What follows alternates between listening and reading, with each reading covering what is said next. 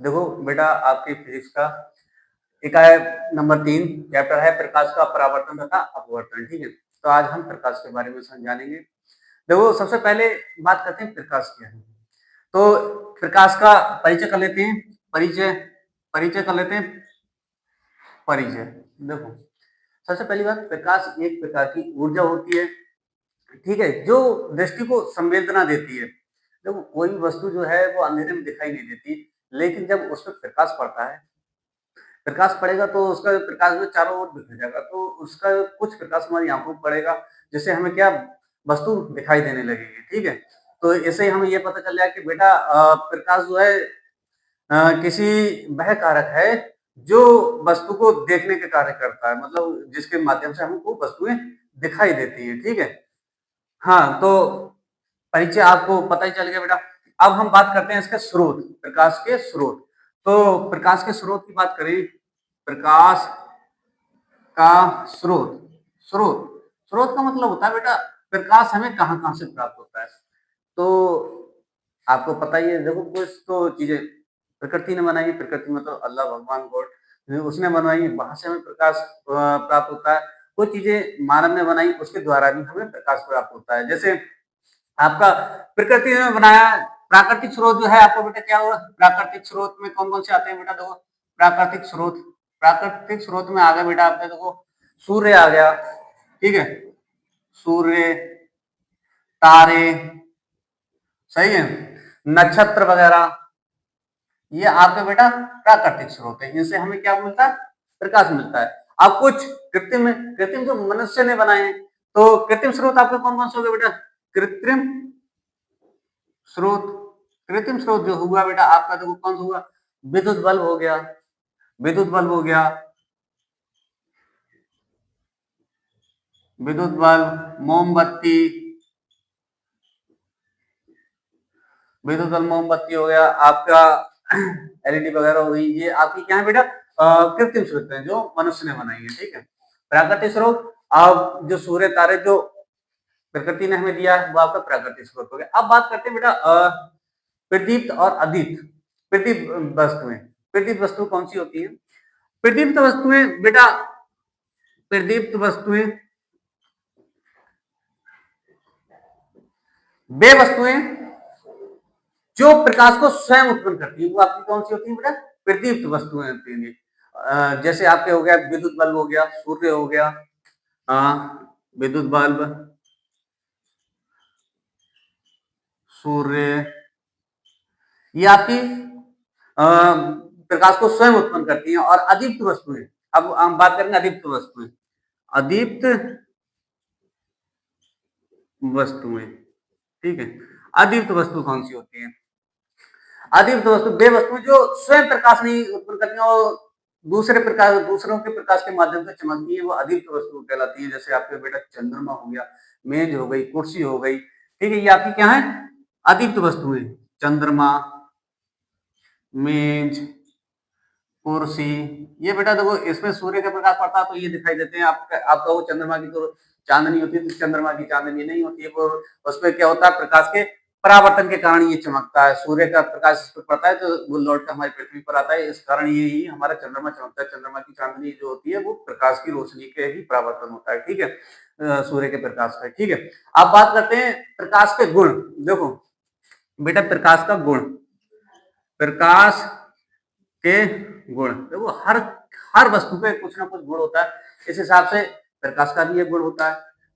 प्रकाश के कौन कौन से गुण होते हैं ये बात में ध्यान रखेंगे। ठीक है, तो प्रकाश में आपका क्या होता है, तो प्रकाश सबसे पहली बात एक सरल रेखा में चलता है। पहले इसका गुण है बेटा, ये सरल रेखा में चलता है बेटा, सरल रेखा में चलता है। ठीक है, ये इसका पहला गुण है। ठीक, प्रकाश एक सरल रेखा में चलता है। ठीक, और प्रकाश विद्युत चुंबकीय तरंगों के रूप में चलता है, जिसके कारण आप देखते हो ये सोलर पैनल द्वारा जो है बिजली उत्पादन की जाती है, वो विद्युत चुंबकीय तरंगों के रूप में चलता है। दूसरा गुण है इसका बेटा, ये प्रकाश जो है विद्युत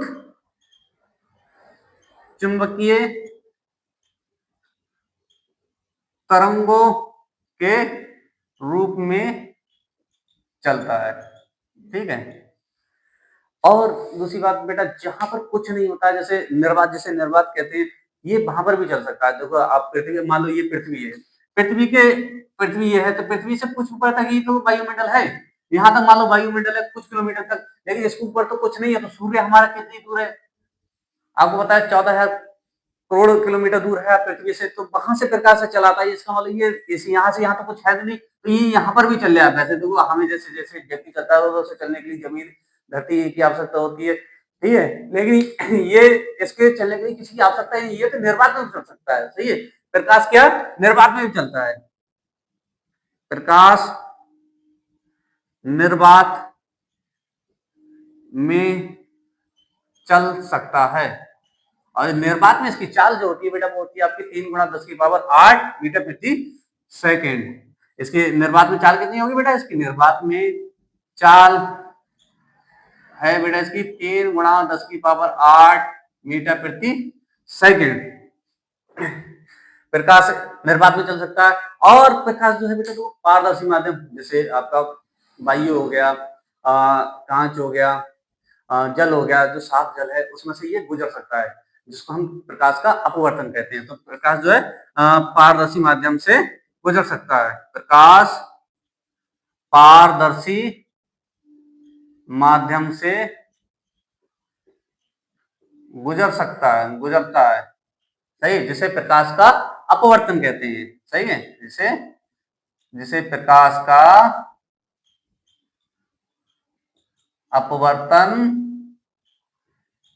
कहते हैं। ठीक है, और आपने देखा होगा बेटा, आप जैसे बच्चे एक काम करते हैं, शीशा ले लिया और बाहर धूप में खड़े हो जाते हैं और सूर्य के वो शीशे को करते हैं, तो फिर उसका प्रकाश जो है घरों में मारते हैं। तो प्रकाश जो है चमकदार तलों से टकराकर उसका क्या होता है, परावर्तन होता है। तो प्रकाश जब किसी चमकदार तल से टकराता है तो उसका क्या होता है, परावर्तन होता है, दूसरी ओर प्रकाश को भेज देता है। ठीक है, तो प्रकाश चमकदार तलों पर चमकदार तलों पर परावर्तन करता है, परावर्तन करता है, परावर्तन करता है। ठीक है, प्रकाश जो है चमकदार तलों पर क्या करता है, परावर्तन करता है। ठीक, और बात करते हैं प्रकाश की तरंग दैर्ध्य।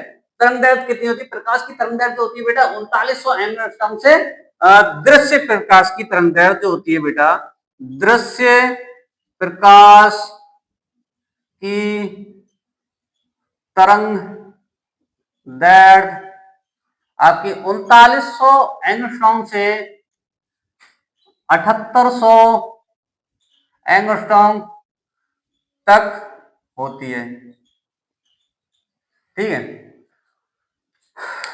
और प्रकाश की दृश्य प्रकाश की तरंग दैर्ध्य कितनी होती है, 3900 एंगस्ट्रॉम से 7800 एंगस्ट्रॉम तक होती है। तो आपने प्रकाश गुण पढ़े, पहले गुण क्या, प्रकाश एक सरल रेखा में चलता है। सही, दूसरा विद्युत चुंबकीय तरंगों के रूप में चलता है। तीसरा प्रकाश निर्वात में भी चल सकता है। निर्वात में इसकी चाल कितनी होती है, 3 गुणा 10 की पावर 8 मीटर प्रति सेकेंड होती है। आपको बेटा याद करना है। ठीक है, ये आपका प्रश्न पूछा गया, बहुत बार पूछा गया। और प्रकाश पारदर्शी माध्यम से गुजर सकता है, जैसे जैसे प्रकाश का अपवर्तन कहते हैं, जैसे वायु हो गया, कांच हो गया, साफ जल हो गया, इससे आप ये गुजर सकता है। और प्रकाश जब किसी चमकदार तल पर पड़ता है तो उसका क्या होता है बेटा, परावर्तन होता है, लौटकर उसी माध्यम में वापस चला जाता है। ठीक है, और दरअसल प्रकाश की तरंग दैर्ध्य आपकी कितनी होती है, 7800 एंगस्ट्रॉम से 3900 एंगस्ट्रॉम से 7800 एंगस्ट्रॉम तक होती है। ठीक है बेटा, ये आपका प्रकाश के बारे में हमने आपको बताया है। ठीक।